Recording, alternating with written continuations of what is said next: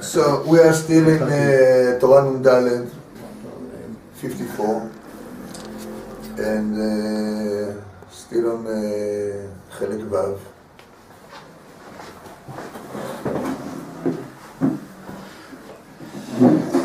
But because we are close to Purim, so we're going to look on Purim through the eyes of Torah Nun Dalet.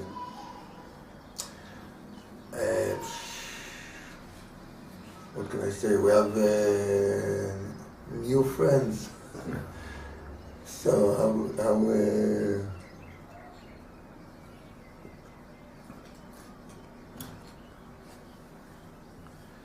this Torah speaks about the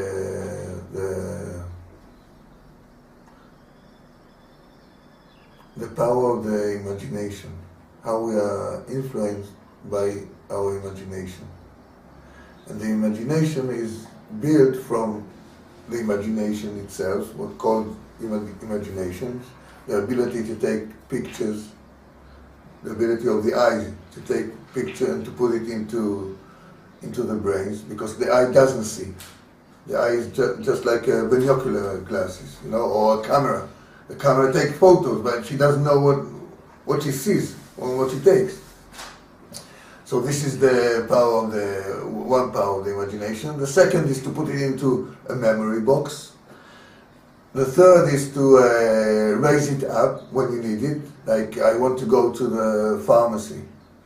So I have the pictures up. Where is the pharmacy? And how do I go there? I go with the bus or with a taxi or with my car or whatever. And the estimating power. Because I have 3 pictures or more, I can estimate what's going to be the next pictures. That's the power of the imagination. What's the problem with the imagination? The imagination is the translator of the 5 senses to the brains, and of the brains to the 5 senses. It's the higher position of the physical world. Like when I have a table. Now I close my eyes and I imagine the table. It's the highest level, spiritual level of the table. It's not physical anymore. It's only in my brain. It's only a picture of a table. It's not a table. But for the brains, he doesn't understand at all what is a table. So this would explain him. The imagination explain him. For the other side, the lowest madrega of the sechel, of the spiritual world, is the imagination. That's the lowest. So he's combining between the physical and the spiritual. And Sefer Abrit, he says that his chazaka is, of the imagination, is a liar. Yeah, why is a liar? Because he's not clean. Meaning, I'm sitting in front of the view, in the hotel. Where do you want to be? Las Vegas, in Venezuela, in Eilat, wherever you want to be. You sit there and wow, what a beautiful view. But 5 minutes ago, I had a big argument with the waiter that brought me the coffee and cake.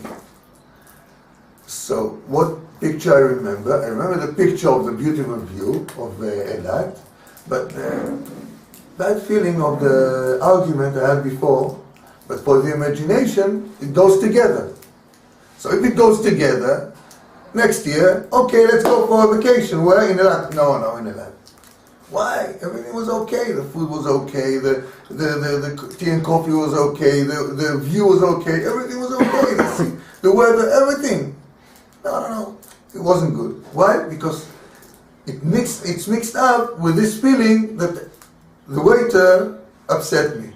Yeah? And I don't remember what is wrong there, but something was wrong. The same when I'm coming to do a mitzvah. When I'm coming to do a mitzvah, yeah, what do I remember? The spiritual feeling that I had, or that I came over. Who told me? It was you. Someone told me, that or Eliezer, that someone took his chair, took his place in the Bet Knesset. So he loves the Bet Knesset, but this guy took his chair twice, so he has some. So I have to work and separate the good feeling from the bad feeling. The imagination, I cannot trust him that he's saying the truth. This is the main part we are on in this Torah. It starts with putting in this physical world the spiritual world. To remember Hashem, Elohim. This is the name of Hashem, of God. The name is Hashem Elohim, Shem Havaya and Shem Elohim. This is the full name of Hashem, and this is the true way we have to live in this world. Why? Because this world is made out of spiritual and physical, and it's only by the Jews. Because any other religion, if you want to be a spiritual man, you have to go out in the mountain, out in somewhere out of the world. You cannot live in the world and be holy. But the Jewish can be holy, and not only can be holy in this world, in this life, with a wife and kids, and get divorced and get married again, and still be a good Jew and live and be holy life. Not only this, it can be a little bit holy. You know, for some time you can be holy, and sometimes it doesn't go. You know, it can keep Shabbos, yeah, like he puts the plata and chamin, and he goes to the sea, and his wife lights the candles. What he did good is good, and it's holy. What he did bad is bad. But what he did good is good. You know, this is the only nation that can be good and bad in the same time. And if you look on our holidays, it goes like this. Before Yom Kippur, we eat. Yeah. Now before Purim, that you're going to make a big party with a lot of food and a lot of wine. What do? You fast. You don't. They don't go straight. These Jews, you know, they never go straight. You know, if you want to make a chana, you know, a preparation for Purim, you know, so you start drinking a week before. Yeah, then you can drink, you know, like this, you know, someone that doesn't drink all year, you know, one day he has to drink wine and to get shaker, you know, he can get crazy. So then you're used to drinking, you know, day by day, you know, a little bit here, a little bit there, and then Purim, you know, go on, you know, no. The day before you're going to fast. Yom Kippur, you know, so, you know, get ready, you know, it should be a sad day, the day before, you know, a serious day, you know. You have to eat all day. How can you eat before you're going to fast? Okay, that's the Jews. They go on the yes, on the no. This is a little bit of an introduction for but today we're going to learn about Purim. Purim is a very special day. There's no other day as Purim. You know, all the spiritual power that we get on Shabbos, on Yom Tov, on Rosh Chodesh, you know, the Purim has a special enlightenment that you cannot find it in any other place. Avram. Yes. I can see you. Okay. You're not in the telephone anymore.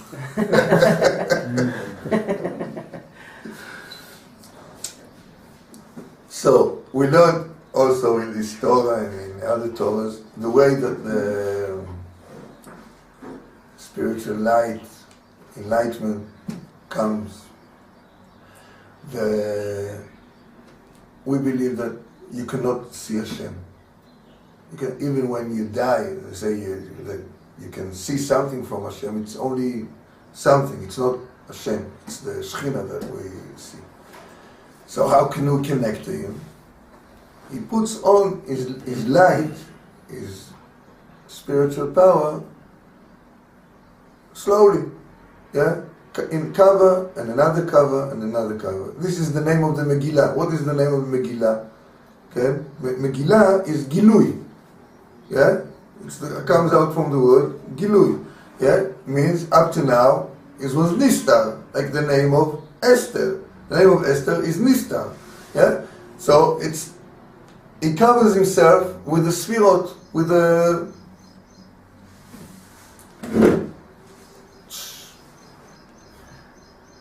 spiritual beings, if you can call it like this. I don't know how you call it in English. No, but he covers himself in a spiritual cover, and in a thicker spiritual cover, and more and more and more, until he can put his light here. And really we can see the light of Hashem here. If you want, you can see. You can see when someone is happy, right? When someone is sad, you can see. He doesn't have to say anything to you, but you can see him. Yeah? The same, you can see someone that has some enlightenment from Torah, from Tefillah, from mitzvahs, from whatever. Sometimes, there's the hidden tzaddikim that you cannot see anything about them. Eliyahu Hanavi comes sometimes and you don't know that he was. But if you look good, you can see the spiritual power here. So, the last station of giving the light into this world is called the male and the female, the lowest male and female, spiritual male and female before this place. Into this male and female, they come the spirit that is called Abba v'Ima. Why do you call them Abba v'Ima? Why do you call them Abba v'Ima? Why? To make a difference between Abba and Ima that you use for every day, and Abba and Ima is spiritual, so you call them Abba v'Ima. Yeah? This is the Sfaradim. The Ashkenazim, they don't have to change. They can call Abba v'Ima. Why? Because they call Tati and Mami. So it's different. Anyway, it's different for them. So this is the Chokhmah and Bina, the clever and intelligence. The Chokhmah is the Abba. So he gives this power, goes into the Ima and get cover, and the light goes weaker, and then he goes into the male, the last male, that is called Za, we call it, and he gives it to the last female that she's called female. She doesn't have another name, only female, and she gives to Israel. This is what we call the Shechina. We call it the Spirit, we call it Rachel, we call it Leah. Okay, so what happened in the Galut by the Kabbalah? What happened in the Galut? In the Galut, there's the time that Hashem created man and woman, and first he created the man, and where was the woman? She was stick to his back. Yeah, why? So he shouldn't have problems. So she was stuck there, and everything was okay, the Shlom Bayit, and everything was nice and happy and everything. But Hashem wanted the generation to go on, and it can't happen if she's stuck to his back, and they have the same back. So he had to cut her off and fill up this place of the back and make a man and a woman again. And this thing, it happens every day. 3 times a day, when we are davening, it's happening, spiritually it's happening. And when we're in the galus, this is the situation of the male and female that gives us the light. They are like this. And they give us very low light. Yeah, in comparison what we had when the Beit HaMikdash was built. But in Purim, it was after almost 70 years of galus, and it came the time that you have to cut them down, the backs, and put them together. In this situation, Adam Arishon falls asleep. Yeah, the male falls asleep, so he can not get the light. So who gets the light? The female gets the light from the higher spherot, from the higher levels. But usually, not always, usually the man is higher than the woman, so he can cover all the light that he gets from up. But the female, she cannot cover this light. So this light comes out. And this calls the light of Chokhmah, that now we can see it clearly, without any cover. And this is what's happened when the Kabbalah in Purim. And it never happens, because always the higher light First the male gets it, and he covers it all, and then he gives it to the female, and she gives it to us, and it's all covered. Now, because he's asleep, he's in the situation of sleep, and this is what Haman says. Haman knew it. He says, Yeshno Am Echad. What does it mean, Yeshno? Sleeps. The Chazal said, the Elohim shel zeh yashen. God is asleep. Yeah? And he doesn't know that what he sees is only the lower spheres. He doesn't see the higher spheres above it. Like Paro said the same. I don't know Hashem. I don't know Yud Kevavke. Because he didn't know it. He knew Elokim. The Shem Elokim, he knew that it exists. But he didn't know the Shem Yud Kevavke. Okay. Very interesting. You know, every Purim I learn it again. Now because of you, I had to learn it a week before. But, you know, it's amazing. If we think about it, you know, we're getting a very, very special life. This is what you say in Purim, Kol HaPoshet Yad notnim lo. Everyone that asks for tzedakah in Purim, you give him. Why? Because if you are in the lower spheres, so who is the man that asking? He's okay, he's not okay. What is going to do with my money? Yeah? You know, he's going to go to how do you call it, a gambling place. Well, I don't want to give my money to such a guy. But Purim, whatever money I will give, it will be good. Something good will happen from it. Because it's all a special, very special light. How do we pull this light to us? First of all, by reading the Megillah. What we do with the Megillah? We open it. It means now we open and we show that the light is outside. It's galui. Yeah? Megillah is gilui. I open the Megillah. Yeah? And I read it from an open, like an open book. Not like in the Sefer Torah. I open only the page that I'm there. I'm not opening all the Sefer Torah. Here I open all the Megillah to show that I'm revealing this special light that we have today. Then what I do, I make tzedakah. Mishloach manot, matanot la'evyonim. Yeah, I give tzedakah. I take this light. Now I have this money. All the holy sparkles that I have in this money and in this food, I give it away. Why? Because today I'm rich. I have a very special spiritual light that I have it. I don't have. I don't lose anything. I don't miss anything. I have everything. I have everything I can give. And the last thing, I'm eating and I'm drinking. What do you say? Achila v'shtiya. Achila ze achal and yud hey. Shtiya ze shat and yud hey. Yeah, Yud Hey, it goes for these two high spheres. Okay, Abba v'Ima. These are two spheres. But the Shtiya is more than the Achila. You drink more than you eat. Why you drink more than you eat? Because the Shtiya refers to the Chokhmah. Yeah, Nichnas Yain, Yatza Sod. When I put into my put it into my stomach, but it goes to my head. And then all what I have in my head goes out in front of me. And then what happens when I drink and I speak or behave, this is who I am, really. Yeah? Because what do I speak when I'm drunk? The most important thing, the most precious thing for me. This is what I speak. So if I speak politics, this is what I speak. If I speak Torah, this is what I speak. If I speak mitzvahs, this if I speak about my kids, this is what is important to me. You know, you want to know a man, you want to really know him, get him drunk. Then you know him. Then you know who he is.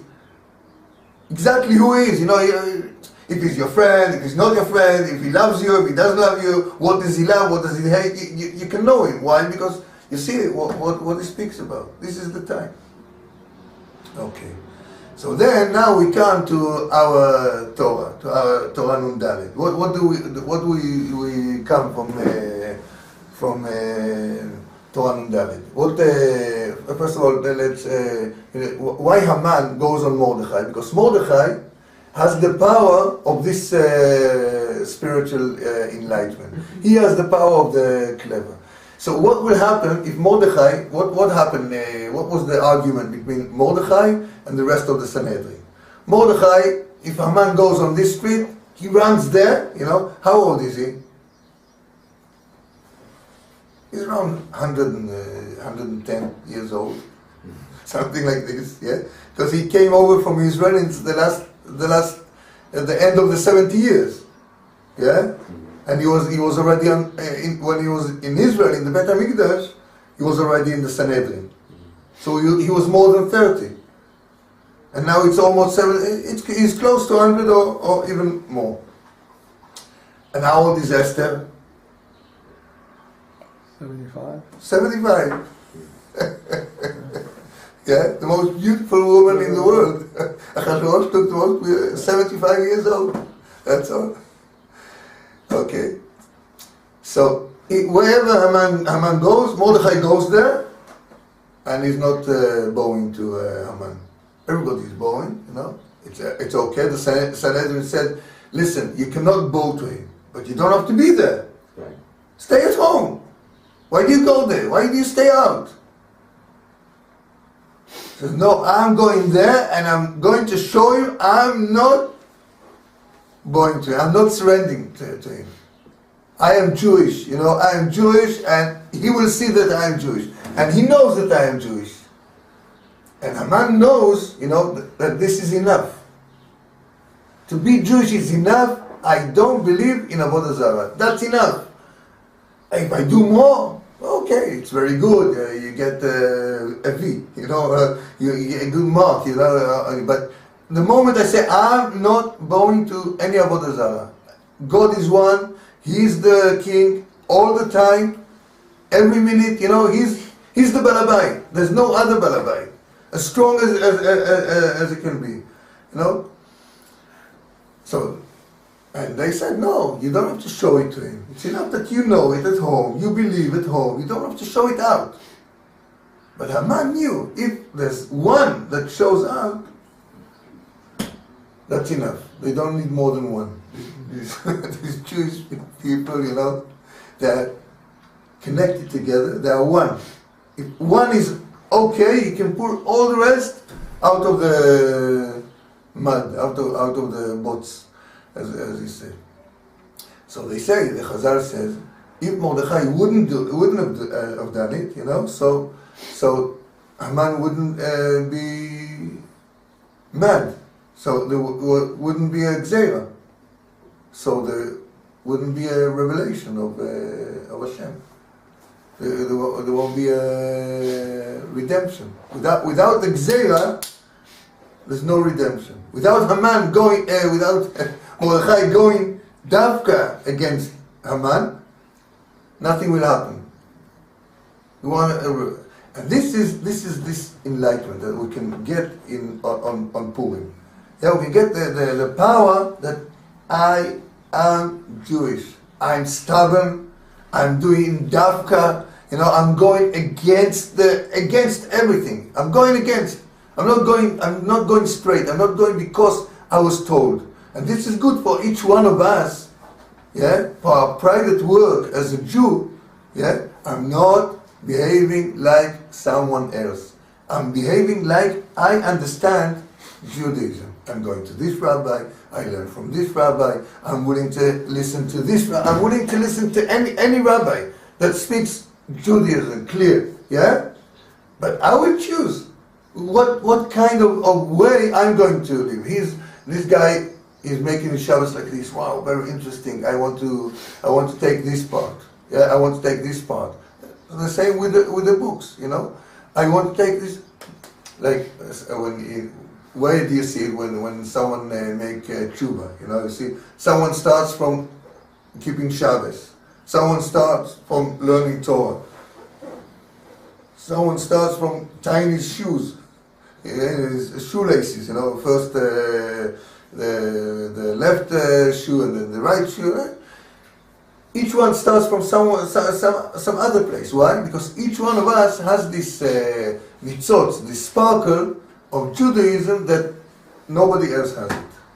I have something special in me that nobody else has it. Okay. So this is the part when we speak about imagination, about sorting out our imagination, finding out which part in the imagination is good and which part is bad. Yeah, where do I do good and where do I do bad, and where it's mixed. I want to find it out. So this is the day that I have the light right on me. Yeah, when I'm drunk. It's a big problem to to sort yourself out when you're drunk and to remember what happened to you when you're drunk. So what we do generally in Breslev is like we do all day or part of the days, we go to the Sadeh, we go somewhere close. It's very hard to do it at home, especially in Purim, that everybody goes in and out. But find some place quiet. Before you go drunk, after you go drunk, it's going to be a problem, you know. There's very few people that manage to make it, go drunk out to the Sadeh. But from my experience, I'm telling you, it's the highest. It's the highest you can do. Avram, you're here. Avram. Yes. Avram. I'm here. You're here. I'm here. I can see you.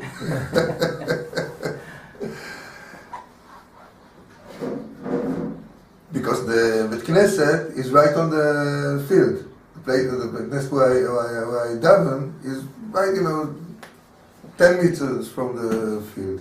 So when we finish, it's another custom of Breslev. When you finish the tefillah in the morning, you daven nets, you finish, straight away, you open the tables, you have a meal, all the Knesset together, with wine, the worst wine you can find, yeah? 5 or 10 shekel, something like this, really something horrible. I always take a small plastic bottle in my pocket. I can't drink this wine. But they drink it, and then we have a dance, until 10 o'clock, something like this. Because the tefillah is not so long, and there's still time. And then, whoever has small kids, he feels that he has to go home and help. But you can get over these feelings and go to the Sadeh. At least for an hour, for 2 hours, nothing will happen, nothing will run away. Anyway, you start eating at 2 o'clock, the earliest, That's the time you start the Suda, the eating and the drinking with all the family or friends or whatever. So you go out a little bit and try and speak to Hashem. This is the time I can get whatever I want. Whatever I want. If I have a problem of Shlom Bayit, if I have a problem of Parnasa, if I have a problem, whatever problem. And the tefillah is, the highest tefillah is we have from Rabbi Ehud from Kibbutz. He was very, very poor. So, what was his tefillah? Hashem, please, I need a coat for the winter, for the Russian winter. And if you think I don't need a coat for the winter, so show me how to go on without a coat for the winter. Yeah? So he speaks to Hashem. He asks him, and this is what I need. This is what I understand that I need. And if I don't need it, so show me that I don't need it, and let me know how to live in the Russian winter with that. The same with the bed.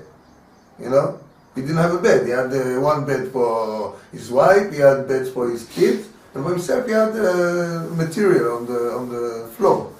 So he said the same tefillah, If you think you can give me a bed, I will be very happy. But if you think I don't need a bed, so show me how to live without a bed. And in his last day, he said, well, I passed all my life without a bed and without a coat. Yeah? And they say he was a very happy man, really very happy man. So, for me, it's a very high tefillah. For me, I understand, I need parnasa. I understand I need parnasa, I don't want to be taught how to live without parnasa. I want parnasa, simply, I don't want to be taught, It doesn't help me so much, Hashem teaches me how to live without parnasa, but this is my tefillah, yeah? And whatever happens, this is what happens. But if we really work on it good and take out all the bad imagination and put only the good imagination, that now we have a very special life, that there is only one day in the year. There's no other day like this. And in this day, Hashem gives to ever us, like I give everyone that asks, every poor man that comes, I must give him. It's not like during the year. And okay, I give him a shekel. No, now I give everyone, I give whatever I have, I give. Yeah? Hashem looks the same, just the same. He does the same that you do. Yeah? He gives. It doesn't matter who asks. He gives it away. Okay. There's two stories. One story is about Rabbi Melech Vilizhensky. But before Rabbi Melech, before he was Rabbi Melech, he was a young man. He was a young man, but a genius and a tzaddik and whatever. And he lived in a small town, and he was all day in the Bet Knesset. One time, one of the Balabatim, he saw this guy and he looked at him, like we said, you can see on the face of a man, he's enlightened man, he's an important man. So he started giving him money into the tefillin bag. You put the Uber, whatever, he put there. And he didn't want him to see it, And he put another one, and see, wow, there's bracha in the business, It grows up. So, okay, good. But one time he caught him. And he saw him, and he was afraid that he would say, no, I don't want to get anything from anyone. And I said, okay, it's okay. And slowly he saw, he came to his house, and he bought him a new table and chairs, and then everybody saw, wow, he's an important young man. Now that he has money, he becomes important. Everybody can see that he's a holy man. Yeah? And he becomes the Rabbi Elimelech. And this guy becomes a rich man. And he gives everything, whatever. Now, you don't need him so much, because when a lot of people come to the Rebbe, there's a lot of money coming in. One time he comes and he sees Rabbi Elimelech going. Where are you going? I'm going to my Rebbe, to the Maggid from Mezrich. He says, wow, the Rebbe has a Rebbe? That's strange. Okay, maybe I will also go to the Rebbe. He goes to the Rebbe. He says, wow, the Rebbe is a Rebbe. He's a big Rebbe. Okay, so maybe I'll give my money to this Rebbe. Because why should I give my money to the small Rebbe? I give my money to the big Rebbe. Okay, start giving the money to the big Rebbe, and his business starts going down. And down, and down, and down, and down, and down, and down. Until he becomes like he was in the beginning. Makolet, small business. So he goes to the Rabbi Elimelech and asks him, listen, what happened? When I was giving you, I was growing and growing and growing, and now I went and I gave to your Rebbe. He's bigger, if he's your Rebbe, he's bigger than you. I should have a bigger bracha. So he said to him like this, when you were giving to me, you didn't know I was a Rebbe.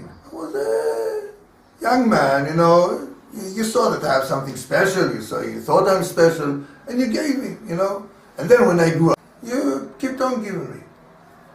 So, in the Beit Din of Hashem, they look at you and say, he's giving, okay, we'll give you also. Now you start checking out, who is the bigger Rebbe? This one is the bigger Rebbe, or this one is the bigger Rebbe? So they start checking you out. You worth it to give you such a big money or not? So they found out you're not. So the Purim, we're not checking. Why? Because we want Hashem to behave to us the same. I'm not checking, I'm giving.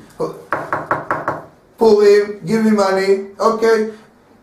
No, this one I give him 10 shekel, this one, no. Whatever I have in Israel, that's what I'm doing, I'm putting money on the side, I'm putting change on the side. Everybody that knocks, it's easy to give him. I don't have to look and find, and I have the money. I give it. You put 10 shekel coins, so you give everyone 10 shekel. 20, you're a rich man, you give him 100 shekel each one, so you give 100 shekel. You don't check this one is like this and this one. This is the one story. The other story is, it's an old story, but I read it now again, that there was a very, very rich man, big tzedakah giver, very important guy. And when he died, he left a will, and it was in 2 envelopes. So one to open straight away when I'm passing on, and the other after the Shiva. So he wrote in the will, they opened the first envelope. It was written, I want to be buried with my socks. I want to be buried with your socks. There's no minhag like this. Nobody is buried with his socks. Okay, they checking around his bed. They find on the next to the table a pair of socks. There's a petek. Okay. These are the socks. Wow, they go into all the rabbanim and they're asking questions. No, we don't bury anyone with their socks. You cannot do it. So they bury him without socks. And everybody feels bad, he gave so much tzedakah, he helped so many people, the last will that he wants to be buried with socks. We don't know why, but okay. They see the Shiva, and all the time the socks is going in their head, why we didn't make it, and why did he want it, and okay, after the Shiva they open the other envelopes. It's written, this son will get, this daughter, this institute, everything. And in the end it says, you didn't did what I asked you to bury me with my socks, right? Right. Why? To show you that the richest man cannot have his simple will of being buried with his socks. When you go there, you go with nothing. All you have there is mitzvahs. That's what you take with you. Not even your socks you cannot take. And that's what I ask you to bury me with my socks. You see that you don't take anything. Only the good things that you did here, the mitzvahs, the good thing, the tzedakah, this is what you take with you. The other things, you leave behind you. And I hope you will,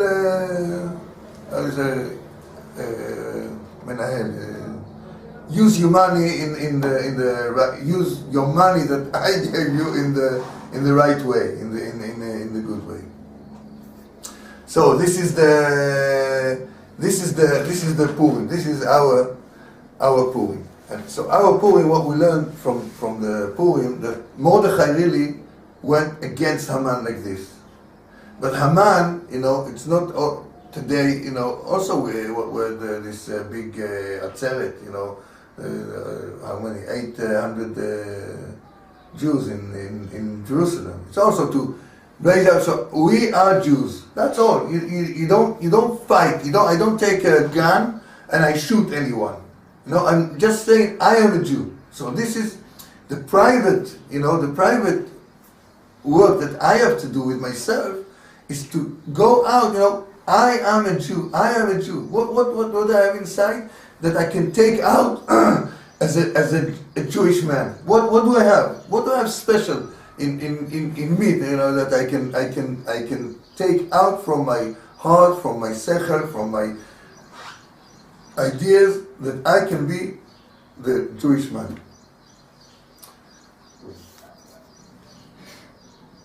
what can I say? Each one has a special thing, you know. What someone did in Brachfeld when you make challah for Shabbos. So you take a small piece, but this is the Afrashat Challah. When at the time that the Bet HaMikdash was here, we would give it to the Kohanim. So the day there's nothing to do with, you have to burn it or to wrap it with two papers and throw it. So one man in Brachfeld, he went out with an idea. He put boxes all over the neighborhood, Afrashat Challah, yeah, and a small box for money. Yeah, you put it here, I will burn it. Yeah, you pay something. So he finds something for himself, you know. It's an idea. It's a Jewish idea, you know, a very clever and simple Jewish idea. You know, I'm doing a favor to you. You can put some money, whatever you want to do. He takes all this and he burns it, you know. You come out with something, yeah. Or the gmachim, okay, the gmachim of motzetzim. How do you say motzetz for the baby? Oh, the pacifiers. Huh? Pacifier. Huh? Pacifier. Okay, I believe you. Yeah, he has a gmach. Whoever, you know, in the middle of the night, you can knock down. Or gmach for medicine. It's also in the middle of the night. You can. I found out something that I can do. I cannot do it. It's not for me. Someone will knock on my door in the middle of the night asking for medicine or for what do you always say? Pacifier. Yeah. It's not my job. Okay, so my job is a different job. But each one of us, we have to find this special job to take it out. Yeah, to take it out to enlighten my Jewish point, that it will be enlightened. You know, and each one has a different one. When I can get it, again, is when I'm drunk. When I'm drunk, I find out who exactly I am. And what is exactly my job, if I want. If I don't want, so I'm drunk like I'm drunk. with nothing more to it, you know. But if I think about it, you know, now is my chance to find out what is my job. Because someone can come, you know, up to 120, Baruch Hashem, we have another couple of years, yeah, 220. We come up to there and said, who are you? Mordechai Tzaddik, Eliyahu Hanavi, who are you? Ehud. No, you don't look like Ehud. You can go back, do your job. You know why? Because I didn't do my job. Because I thought I have to learn all day, or I have to work all day, or I have to do. I didn't come to the right balance, right Jewish balance in my life that I'm taking out the special light that I have in myself. And this is our main job, and this is the main job of the Hasidus. When you come to find out how is my imagination, where is Hashem in every moment that I live? Where is He? I live with Him. My wife is always with me, you know. If I'm going out, you know, I got some money. How much I'm going to give her? Yeah, everything I do, I think about my wife, about my kids, you know, right? Everything I do, I think about Hashem, about God. Do I think about Him? Even if I don't think about Him, and I know that I don't think about Him, it's also one stage ahead. Why? Because I know where I am. I know when I'm davening, in the beginning, when I start, you know, I think, yes, I'm going to pray to Hashem in the beginning. Now we have someone who is new guy in the Knesset. He's amazing, you know. I can't stand it, you know. He davens right behind me. All the tefillah from the beginning.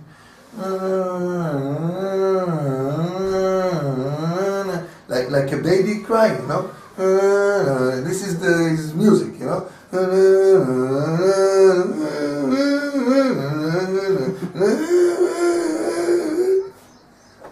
Wow.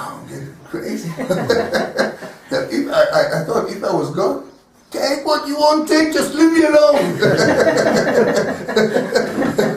I can't take it, I can't.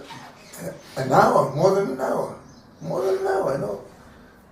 Everybody think I can't learn. I can't. I was working on this. I can't think.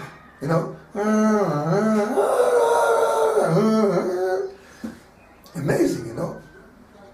He thinks about it. He thinks that he's standing in front of Hashem and he can get what he asked for. We asked to do it. This is how we should pray. I cannot pray like this. I have to, when I pray, I shout, okay, like this, I go like this. Okay, but at least think about it. So I know when I start, in the korbanot, in the zmirot, so I'm more or less in the business. How to catch more or less in the business. 18, when I cannot shout anymore, I have a problem. My head is flying everywhere, going all over the place. And I have to pull myself. Why? If I know where is my problem. Where is the point of my problem? The point of my problem is when I'm not making noise. As long as I make noise, I understand what I'm saying. I'm there. I remember that I'm davening to Hashem. But the moment I have to be quiet, I have to speak quiet. The same in Itbodedut. When you go to the Sadeh, you speak to Hashem. If I speak quiet, I miss myself. I'm all over the world. Like it's a story of Levi Yitzchak of Berdichov. Yeah, that after the tefillah he comes to everyone says, hello, hi, hello. He says, no, you've been in your business, you've been into your family, you've been to your vacation, each one. So you came back, Baruch Hashem, how are you? Like you saying hello to someone that came back, because this is what we do when we daven, our head is going. But if I know it, and I want to fix it, I want to be okay, so this is the first step to make the tikkun. So this is what we have to find in Purim. To remember, now is the highest time in the year. Purim, like when you say Kippurim, what is Kippurim? Ke Purim, like. Ke is the letter of like. Like Purim. Yom Kippur, the holy day of Yom Kippur is like Purim. Like Purim is much higher than Yom Kippur. The tshuva is much higher. Why? Because there is from serious and a broken heart, and here is from being happy. I'm happy with Hashem. I'm happy with my being Jewish. I'm happy with my Jewish situation, where I am, because I'm in a very high level. Baruch Hashem, I'm Jewish, I'm keeping Shabbos, Tahara, Kashrut, Chagim, I'm doing so many things, and I'm learning a little bit, Baruch Hashem. I'm in a very high level, but I can go higher. I can make another step, and another step, maybe after another step I can do it. So I can do it. This is the time. This is the time to find out how I'm putting my leg on the next step. Now we're already in the Zohar. He said that the people that up at night in Chatzot, they can give a bracha. So I'm giving you a bracha that this Purim, you will find out at least the next step, not all of it. There's a story about Baron Rothschild. Yeah. The very wealthy man. Yeah. And the story that Rabbi Leventhal told us is that every night he would go down to his basement. He was the wealthiest man in the world, or like that, and we'd go and he would lie in his coffin. He would go into the coffin and lie there for a half hour, an hour, whatever, to show that no matter how much money he had, it's not. This is it. This is the end. I'm going, with nothing. To remember. Yeah. To remember. There's a pasuk in the Torah. Moshe Rabbeinu asked Hashem that he could see Hashem because he wanted to understand how Hashem works, so that he could be a better member and not Klal Yisrael, and Hashem told him that you can only see my back because no man can